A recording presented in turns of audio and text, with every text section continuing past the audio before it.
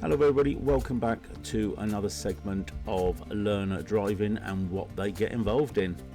Now we're kicking this one off with a look at a learner car here. Not picking on the learner, it's just something I noticed with their indication. As approaching this mini roundabout, they're going to the right at this mini roundabout, but for some reason the left indicator comes on. Yeah, can be a standard error, of course it can. It's not on long, it flashes a couple of times and then it stays off when they actually hit the roundabout. There you go, and now it doesn't appear again. So they go around right on this roundabout and then they carry on up the road. Now the only reason I highlighted that little thing is we follow them a bit further up the road and I noticed something else again with that indication. It could be a thing that he may have a faulty car. So here we go again, it's the same car, it's another mini roundabout, and again he indicates with the left indicator, although he's actually taken the first exit this time. But again the indicator goes on approach. There you go, it goes on and then it goes off again just as he hits the roundabout. Is that the learner making an error, turn him off too early, fault with the car? I don't know, but either which way it kind of really needs sorting out. Okay, on this clip here we're looking at the two cars in front and especially the black car behind it. They're going up a road where we're going to get vehicles both sides, so the black car, to be fair, should be giving the one in front a little bit more distance, so maybe they can utilise possibly the gaps on the left hand side as we proceed. Now as we're going up here we're keeping the distance so we can actually use these gaps if necessary. We see some brake lights and that car there sees exactly what's going on ahead of them. What do they do about it? They don't do anything really, they just actually cause a problem. We slow down here in case we need to pull in behind the silver van, or anybody coming towards us needs to pull in on their left hand side. But as the cars move forward down the road we realise there's another gap here which we then utilise. We can see what's going on up front, and that car there should have got into that gap behind that silver car, white car there, and they didn't. And that car up front now has gone into a gap on the left hand side. Now you're going to see that gap towards the end of this little clip and how much room is there, and could he have gone a bit further forward to let that car in? Should have never been an issue really. That car here should have pulled in behind this car on the left where we're actually going to go.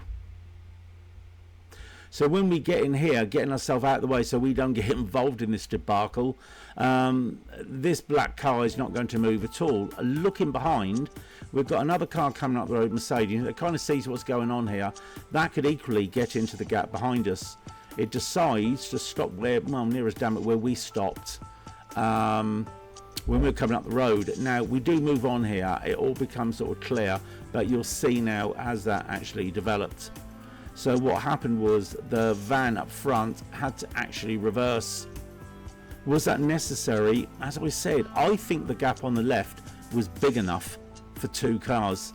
I think the car in front could have made more room, and the car behind decided he wanted to reverse. So what he's done, now there's a gap, he's actually gone through, almost sort of doubling down on his mistake if you like, and then the car on the left then pulls out and away you go.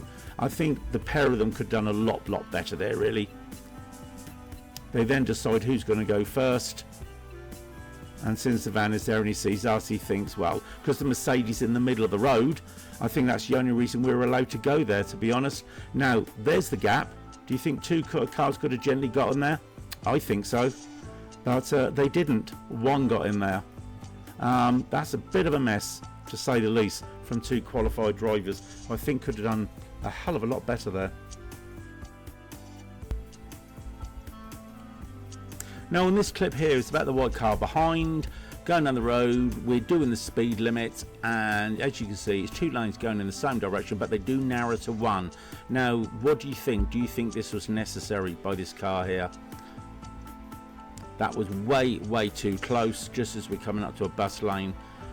Just as well that my pupil picked up that car picking up speed and stayed in the left before gently moving out to the right to clear the bus lane. If they would have moved any earlier, that would have been an accident. I think that maneuver by that car was totally and utterly unnecessary. Didn't need to do that on the learner car.